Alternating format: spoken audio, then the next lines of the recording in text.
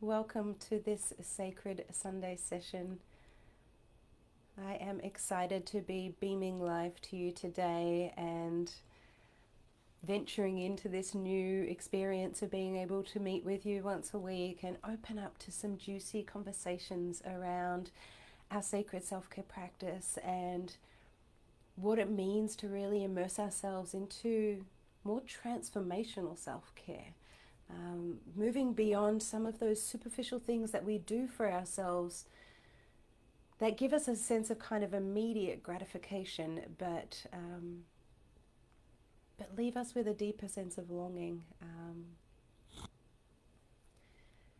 So that's what these Sundays are about, and some weeks there'll be conversation, other weeks we'll be journeying into deeper practices that we can share together. But today was lovely. I actually put out an invitation to find out what it is that you would like to be experiencing through this practice today. And I had a beautiful message from Evadine. Really, I got the sense that there was an excitement to be journeying more with meditation and into the sacred ritual. But then that specific kind of inquiry of what it means to be able to, how do we guide ourselves in our own meditation practice? And I really thank you, Evadine, for that inquiry, because it has kind of given me some substance to come into this space with. I really was just kind of venturing in with a sense of openness to what do we need and what could be of service to the group today. So you've kind of opened up the invitation for me to have kind of a key focus.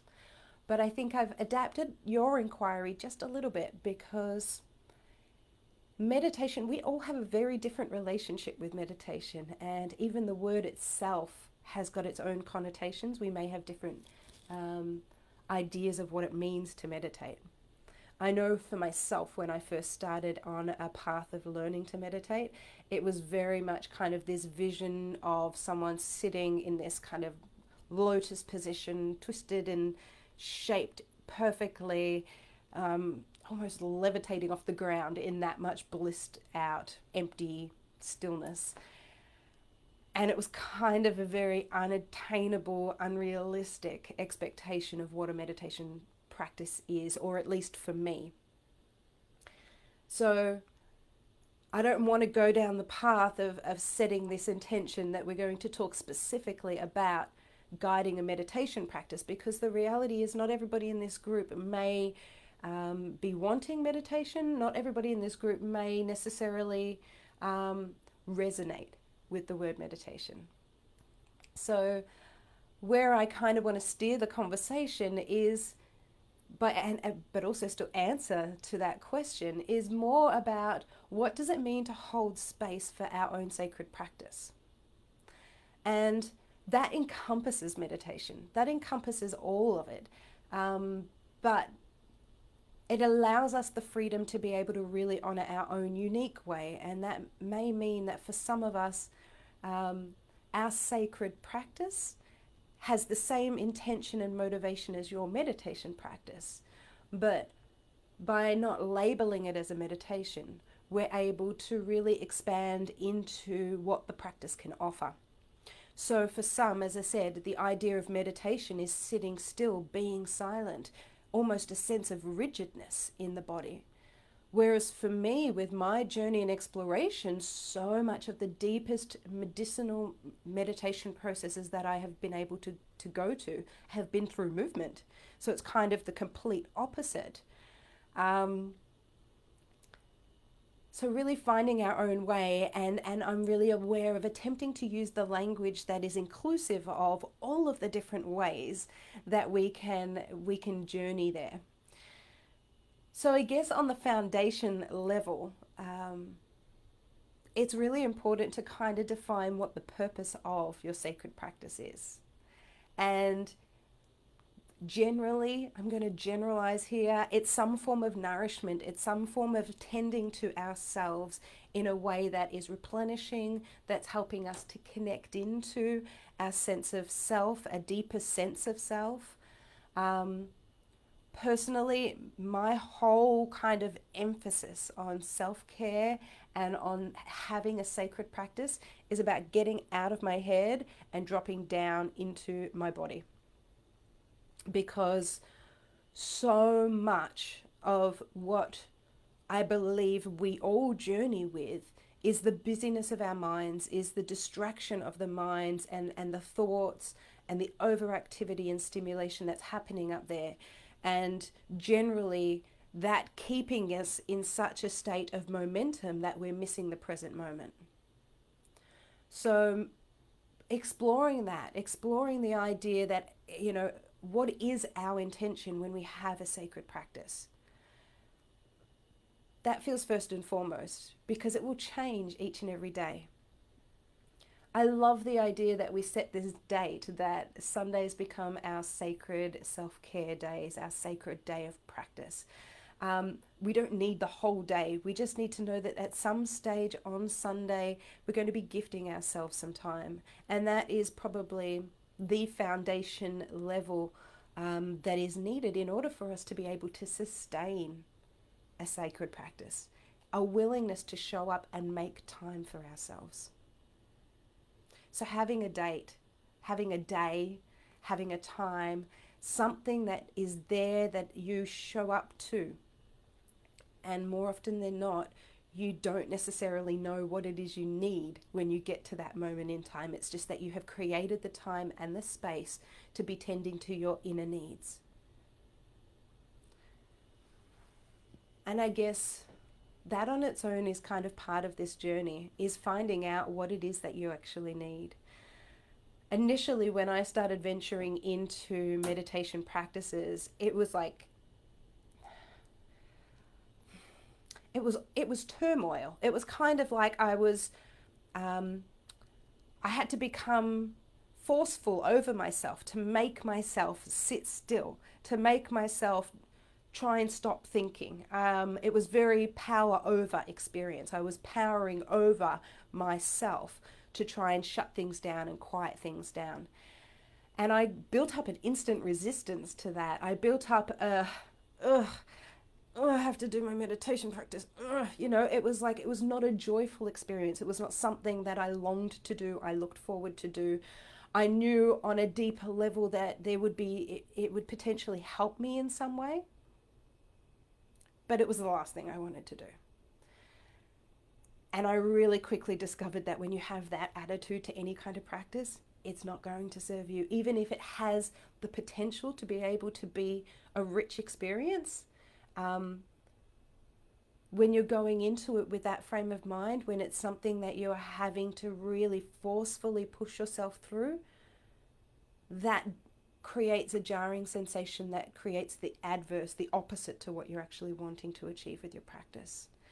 So my kind of revelation that came from that was actually through a teacher, one of my yoga teachers, who used to just say, you don't need to know what you're going to do in your yoga practice. Your yoga practice is just showing up and rolling out your mat. And at first I didn't get that. I was like, what are you talking about? Surely, the mat, I roll the mat out and then I've got to do the yoga. But what I quickly came to discover is that the actual practice was showing up. The practice was being willing to create time and space for myself. And so there were days where I showed up and I rolled my mat out and I had absolutely no idea what I was going to do on the mat. There were days where I would show up and I would be absolutely exhausted. I knew I needed to roll my mat out. I knew that that was part of where my energy levels were at, was needing to tend to that. So I would lay down on my mat. I'd roll the mat out and I'd lay down on it with all of the intentions to do something. And then quickly realized that lying down on my mat was all I actually needed. I needed a moment in time and space to just be restful and still in my body. And then there were other days where I got on my mat and totally surprised myself by just feeling into what was there and starting to move with it. And organic, beautiful practices started to form without me having to think about what position comes next and what am I going to do here and blah, blah, blah. I just connected into my breath and I allowed my body to move. So where I'm going with this is that your sacred practice is yours and yours alone. There is no one way you should do it. There is a million ways you can do it. But at the end of the day, it is yours and yours alone. So when we create space and time for ourselves to really show up to what we need, the next kind of process to that, when we're there, when we've shown up, okay, we've created this time, it's Sunday, this is my sacred practice moment. You show up into that moment with complete openness. Where am I at? And this is the journey from the head down into the body, because the head's got a million stories going on, a million reasons why you don't have the time to be here, a million things you have that you have to do after this, the million reasons why you need to make this process hurry up quicker and get there quicker so that you can hurry up and finish and do something else. We need to surrender the mind in order to drop down into the heart and into the body, because it's this body wisdom, it's this inner guidance that knows what we need on a deeper level to nourish and sustain us. Each one of us has a different kind of sensory experience of life. Our body wisdom is kind of the initial process of body processing information is through the senses, the 5 key senses: sight, sound, taste, smell, touch. So when it comes for me, and this is my own kind of thing, again, each one of us have something different and unique, but when it comes to me to show up to my practice, to show up to what it is I need in this particular moment, the first thing I do is attempt to drop down into my body. That's become much easier because I've been journeying with my body. I've been journeying with embodiment for a long time now. But initially it was really, really hard. The idea of dropping from head to body was like, my head was telling me I was here, but it was my head that was telling me, which meant that I was still in my head. So I totally understand when it comes to, someone saying just drop down from your head into your body, that actually, it takes new wires, it takes neural transmitters, a connection between the mind and the body in order for us to do that. And for some of us, we're just starting on that journey. So with that in mind, the senses, your key senses, are a gateway into your body. Each one of us kind of have a primary sense, one that tends to dominate others, and generally speaking, there are those who have got a breadth of sensory kind of alertness, and you can train them. For me, I was really, really dominant visual person. I needed to see things in order to retain them. I needed to have that sight active. Over time, and kinesthetic, I'm very, very felt sense. Like I feel everything, and touch is a way of me being able to really bring something into my body. So they're kind of my 2 dominants. And for a long time there, auditory, the sound part, not my thing. Like someone could talk, and I wouldn't retain any of what they were saying. When we start to understand what our primary sense is, we can start to tune into which senses are going to help us to come into our body, and then find practices that allow us to really utilize that. So, for example, again, I'm going to use myself as an example because you need something to relate to, but generally speaking, these are kind of the things you want to explore within yourself. For myself, my sight, my visual sight, is a sense of stimulation to me. So when I'm wanting to journey inward and go into my body, I need to close down my sight. When my eyes are open and I'm looking at the world, I'm processing information at a million bits a minute, as it feels like. And my mind becomes active. My mind is translating what it's seeing and what it's processing. So by closing down the eyes, I allow myself already to reduce the amount of stimulation that's happening in my mind. I am also deeply kinesthetic. which is why when I'm talking to you, you're probably seeing my hands moving, my body moving. This is a kinesthetic, tactile way of communicating. So generally for me, movement is something that helps to bring me into my body. And it's not that way for everybody. But having realized this helped me to understand why when I did a Vipassana, that sitting still for 10 hours of a day for 10 days in a row was torture for me. And it didn't help slow my mind down as it did everybody else, because my body needs some aspect of movement. In order to drop from head into body, I need a gateway of movement. And that can be physical movement, as you can see, like I'm moving myself. Sometimes it's the most subtle of sways. And sometimes you'll see me doing this when I'm kind of talking to a camera. I get into that space where I'm just kind of letting stuff move through, and there's this gentle sway happening. And that's helping me to stay anchored in my body. It's helping me to stay in my center and allowing me to really allow the thoughts to quiet and the body to become a source of wisdom. So they're two of the ways that I have kind of learnt to harness and come home to a place within myself that is more nourishing and generally more at ease, more within the parasympathetic nervous system, not the overstimulated active mind system. That said, if a person is auditory, just the right sounds. At the moment I have the beach in the background over here. It's absolutely stunning. And I can hear the waves. So many people tell me about that experience of white noise or gentle sounds of waves washing on the shore. Instantly calms, instantly soothes them. When we're auditory based, sound can be a gateway into our body. And if it can be a stimulation as well, both and or, depending on how our body responds and depending on what sounds. But the other thing for on an inner kind of coming back to center practice is creating sound.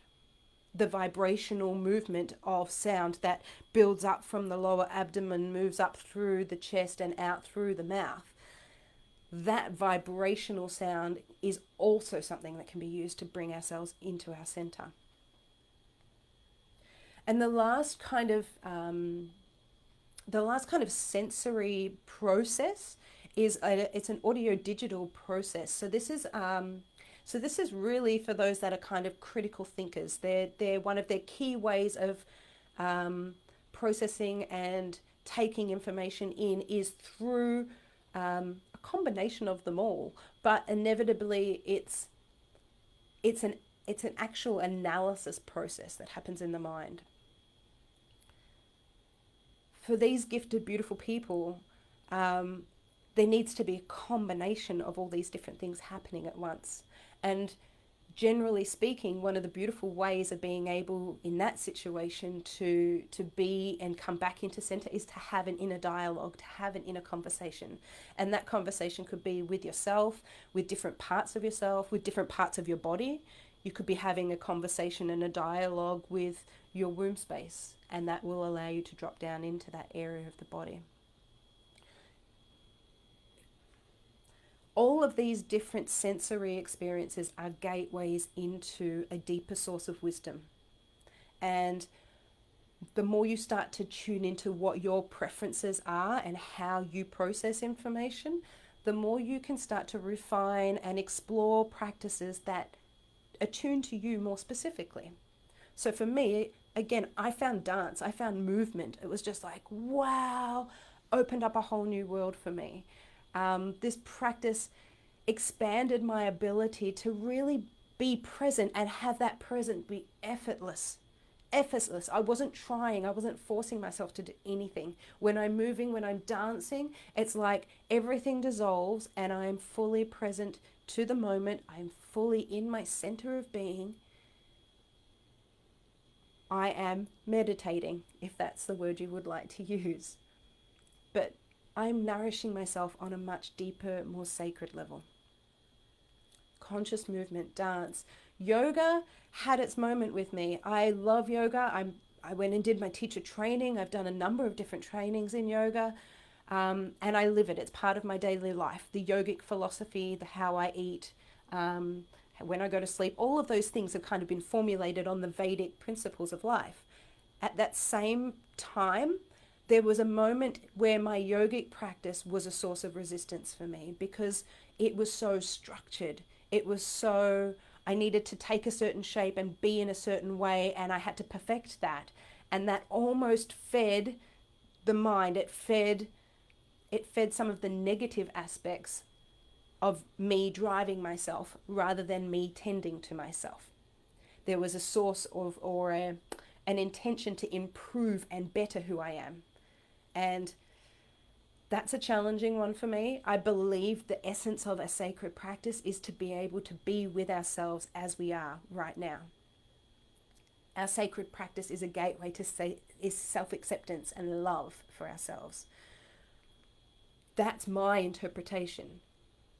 But any practice that forces us to not be happy with who we are right now, to feel that we need to be better or improving, kind of feels like it's taking away from the sacred essence, because deep down on a kind of divine inner light place, we are exactly as we're meant to be right now. And yes, the journey is always towards more awakening and being present, but not necessarily turning away from who we are and trying to be someone else.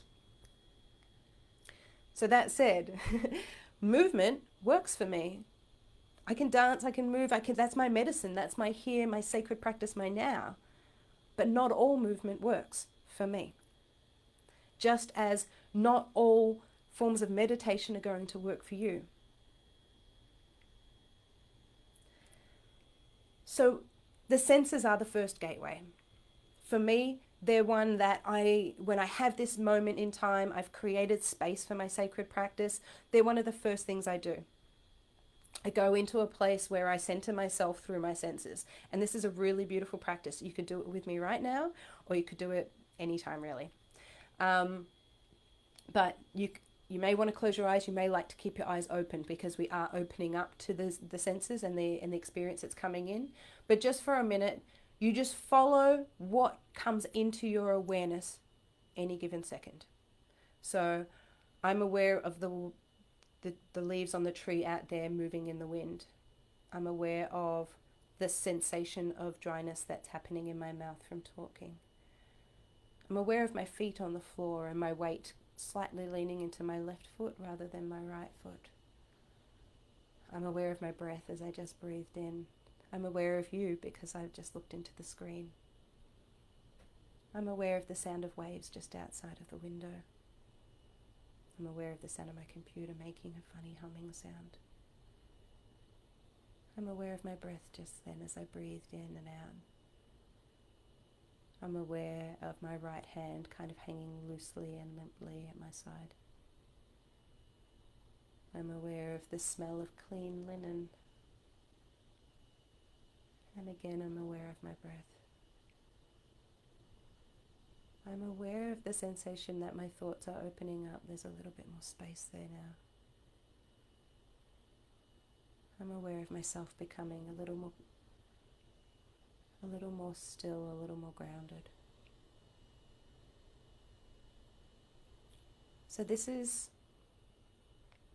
as you can see just by watching me, this is a beautiful practice that within a very short period of time can take everything from being an outer experience to an inner experience. And it is a gateway.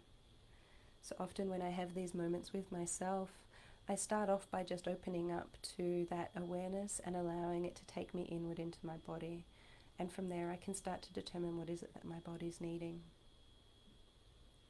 When it comes to really guiding a practice of getting out of the head and into the body, the breath is also another amazing gateway. I really honor that we all have a different relationship with our breath. For some of us, it is a trigger. So really acknowledging that breath is not necessarily a soothing, easeful thing for everybody. But for some of us, our breath can be a natural form of movement that happens effortlessly. It happens naturally and involuntarily. We don't have to do anything to make it happen. So therefore, it's like a rhythmic, easeful way of connecting into ourselves that we don't need to control. And we also don't need to imagine it. We don't have to try and think about it or work out whether that's what we're thinking or that's what we're experiencing. It's just happening and we can observe it. The journey of observation is what brings us into the present moment. So working with the breath, following the breath, noticing which areas of the body your breath feels more prominent or more easy for you to track. We have this whole kind of spectrum from the nose right the way down into the pelvis. This whole area of the body is affected by the immediate source of breath moving in and moving out. And that movement is a tangible experience. It's happening the whole way through the front of the body and the back of the body. So when we have a level of awareness that is present and just observing breath, we're here. We're in this part of ourselves. We can let go of being up here. So that's the next kind of layer of integration. Once we start to find our way, your own unique way of coming into the body, the more you will begin to know what it is your body needs.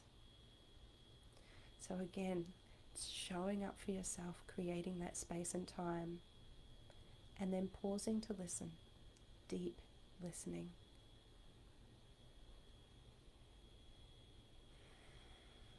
There will be days where you know what you need. There will be days where your energy is higher and you need something more stimulating because the activity in the mind is high, as is the energy of the body. And on those days, for myself, I'll go for a long walk. And sometimes that walk could be an hour, it could be 3 hours, depending on how long it takes me to drop out of my head and down into my body. I could walk for a full hour just up here and not even have noticed the birds in the trees or the clouds in the sky. Like, just, it's all here and I'm just walking. But then something shifts at some point and I drop down into the body. But I need that more physical experience to be able to quiet the intensity of the mind, because my own energy is intense in itself. And then there are other days where you show up and it's tired, heavy, tense, sore. What do you need in those moments? So when you pause and you come into the body and you feel that, and sometimes it becomes almost even more overwhelming because you're fully paying attention, you're fully listening to it. That process of surrendering, and we talked about this in our last little new moon practice, surrendering and softening our edges, softening the sharp edges of our mind, softening our thoughts, softening our body, softening our muscles, finding more and more ways to be soft. When we're soft, we can be open, we can be receptive, we can really listen deeper and deeper. So any practices that allow us to soften are a gateway. And, oh gosh, I'm not even going to start to name those practices because there are so many of them. But to come back more specifically to your question, Evadine, you were asking about how should you guide your own meditation? The first thing I say is there is no should. There is no right way to do it. It really does come down to all of these things that I've shared, working out what your unique way of being with yourself is and how to move from your head down into your body. And to do that, you will need to explore and play around a little bit. That said, those kind of guiding principles that I've just shared with you, starting with the external awareness and moving into the body, then following the breath, which is within the body, the movement that moves in the body. All of those things are natural kind of processes of coming in. They're what I would call like an introduction or an initiation into the body. And then from that place, when you're in that place where you have begun to slow down, you're really present, you're observing, you're there, be clear on whatever your intention is. Start your practice with an intention, because we all need something different out of that practice. For some, it's just to be still, to open up to the space inside, to quiet and to soften. For others, it's to inquire or to explore and go deeper into something that's moving and that's there. Get clear on your intention. What is the purpose of that practice for you right now? And then allow, as you start to really drop into your center, as you really come to that place where things feel a little more easy, a little more grounded, a little more settled, then see where that practice wants to go for you. Sometimes it's going deeper. It's going deeper into relaxation, deeper into the sensations of the body, of the feeling of groundedness and the connection to the earth and the space beneath, that dropping down. Sometimes it's more affirmations, kind of thinking about the qualities and the things that you're wanting to bring in. All of these different things will be part of whatever intention it is that you set.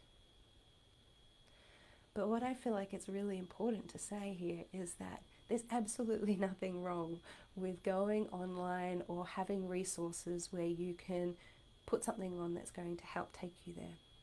Because at the end of the day, it takes a while to develop your own personal practice, and that takes a lot of discipline and a lot of inner knowing, a lot of knowing what you know you need. And the only way you get there is to be explorative, to practice a whole lot of different things, to be able to know what works for you. So I encourage you to try out a whole lot of different stuff, and the best way to do that is online. Find sources, find videos, find audios and podcasts. Explore a range of different things and see what really takes you there. And then practice that more and more, and the more you start to practice it, the more rhythmic and more natural and effortless it is for you to be able to take yourself there. Again, as I said, when I first started this journey of embodiment, I was so disembodied, like my whole world was from here up, that I didn't even know how to bridge this. I didn't know how to break through that and get down into here. And the only way I was able to do that was to continue showing up to classes and workshops and retreats and online programs, showing up in ways that allowed me to tap into other people's wisdom, because they've been there, they've done that, and they've broken through. So there's nothing wrong with having that in your world. The key is to knowing when you need that and when you just need to be with yourself. So be open and be available. Show up to these moments where you have time planned for yourself, with an openness to what may evolve, what may unfold in that time. And that there is no one way, there is no right way. And in fact, even if you have a religious practice, every time you show up to it, it's going to be different. Because you are different. You're in a different state of being. You're moving from one state when you show up to your practice to another state when you finish your practice. And they're never the same. Every time it's different. The journey is different. And that's the exciting part.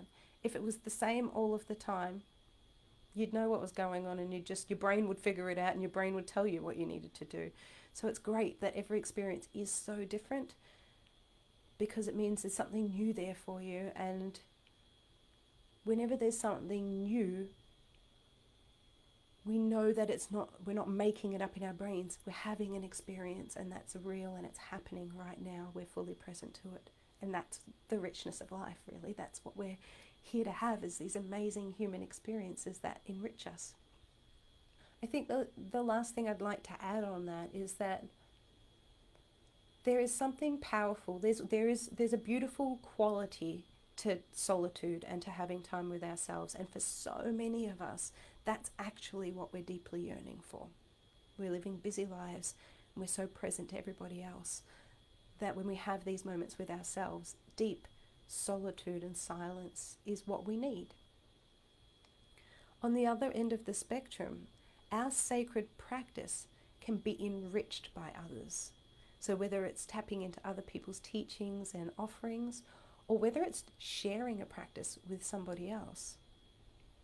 Going to a meditation class, for example, we have a meditation group that meet locally here, and we don't do anything. We show up, walk around, and then sit down in a space together. There's no conversation, there's no guiding, there's no nothing. We're just doing our practice, but in a space with a whole lot of other people. And it's powerful. It's powerful. It's very, very different to having the practice on your own. It's the awareness that as one person we are one container, and we're holding a container and we're holding everything that's moving in that container.